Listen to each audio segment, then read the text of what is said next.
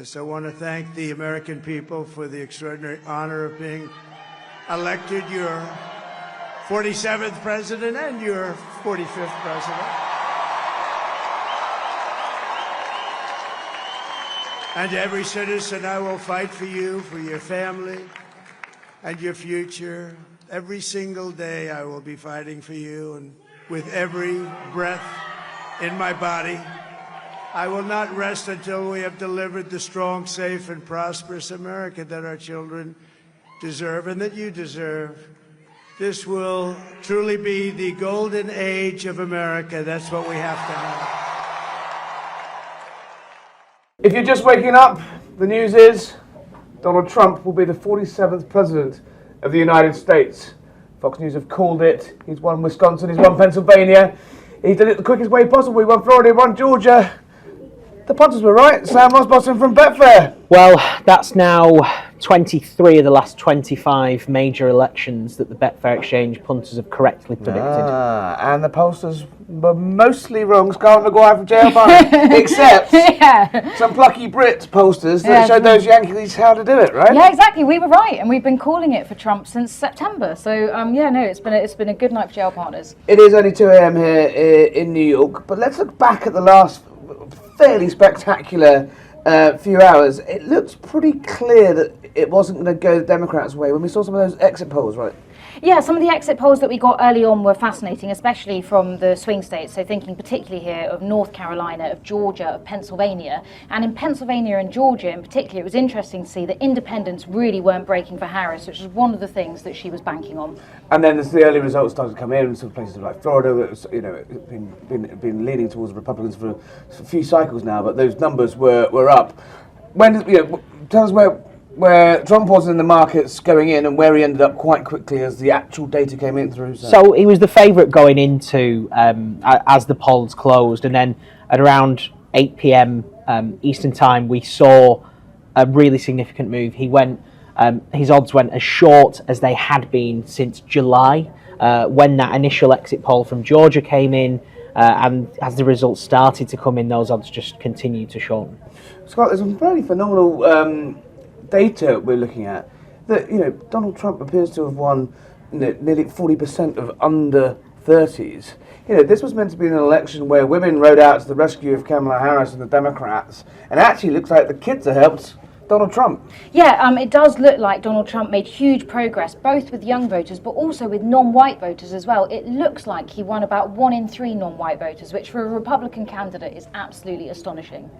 So, obviously the Democrats traditionally did much better with minority voters. This is, Steve Hilton was telling us earlier this evening, the fundamental sort of coalition that has elected Donald Trump here is one of the most diverse in US history. Yeah, it's a radical realignment that the United States is seeing, which Donald Trump at the moment is presiding over. It's unthinkable that, it would have been unthinkable that a Republican candidate could do this well. And what's particularly interesting is that it seems to be driven by men in that age group, in those ethnicities in particular. So Hispanic men and black men, it do look like we're really turning out for Donald Trump.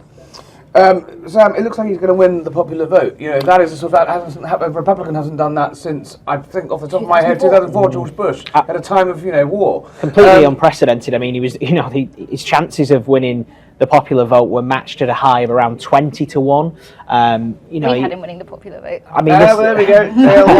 But I think when you look at. We talk about some of the different groups that have been voting for him.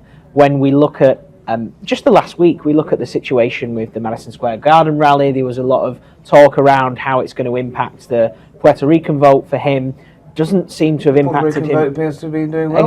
Exactly. But turns out a comedian on a stage making a joke didn't have the impact that all the media said it would. The really interesting thing with that is, yes, we did see a very slight drift on Donald Trump's odds following that, but the momentum stayed with him and punters didn't waver their support going into it. JLPars aside, we've had some pretty rogue, what now look like pretty rogue polls in the run-up to especially the Iowa poll, the Seltzer poll. That appears to be out by 18 points, was it? That was one of the biggest moments of the night so far for me, was that was the result that came through from Iowa, because it does look like that Seltzer poll, which got a huge amount of media attention, was wrong by 17, 18 points. Absolutely astonishing. Trump won that state more than comfortably by sizable margins. And again, those trends that she was picking up on just didn't materialise. And actually, I do think it does point to something in the polling industry in America, where someone like Ann Seltzer was looked up on to be like a gold standard of polling because they use landline calls.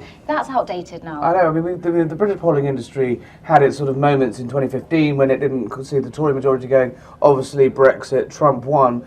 You know, doesn't the US polling industry need to have the sort of self-flagellation that British pollsters have put them through when they get these wrong? We're talking proper inquiries into this stuff. I mean, they have been doing a fair amount of self-flagellation because they got 2016 and 2020 wrong as well. It's just not enough. Yeah. Well, exactly. It's not materialised in the methodologies yet, and I do think there'll be a lot of scrutiny on this. There was a lot of criticism for waiting to cast vote, which is something that we do to recall vote from the past election.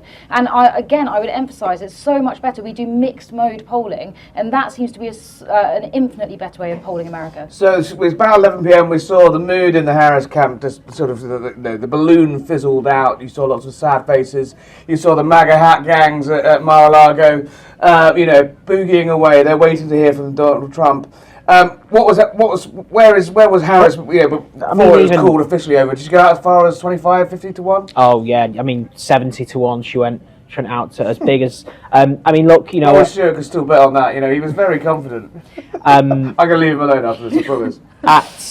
So we've mentioned at 8 p.m. we saw the initial move for him. Then, just an hour later, he went to his shortest ever that he'd been, and then the momentum just carried on. I think when we look at how it has been an unprecedented race to the White House because of the situation with Joe Biden stepping down, giving Kamala Harris just 107 days for a campaign.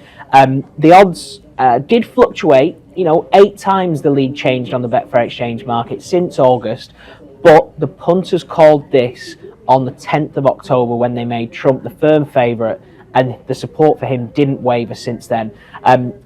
Normally, and I was gearing up, we were all braced for a really big night of, these swing states going to be really, really tight.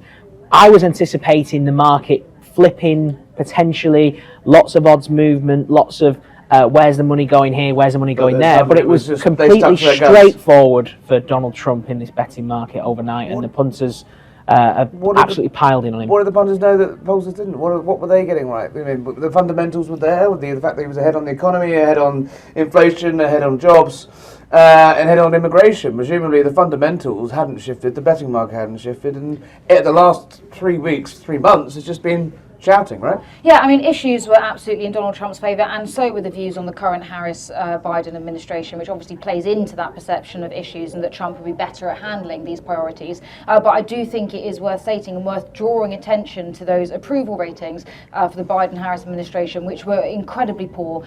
Majority of Americans felt like the country was going in the wrong direction. And it's hard. And the incumbency factor across the West, as we've It's sweeping everyone away.